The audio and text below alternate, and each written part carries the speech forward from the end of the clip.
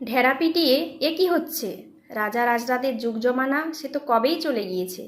পুরনো জমানার এই ঢেরা পিটিয়ে কিসের প্রচার চলছে জানলে আপনি অবাক হবেন।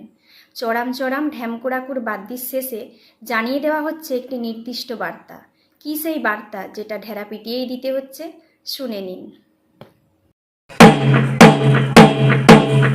25শে বৈশাখ বুধবার রক্তদান শিবির আয়োজন করা হয়েছে রামপুর হাই স্কুলে।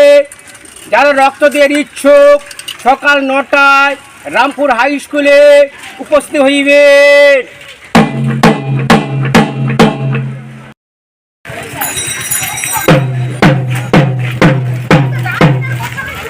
আগামীকাল সকাল 10টায় রামপুরের হাই স্কুলে দিলীপ গুজরাটের পক্ষ থেকে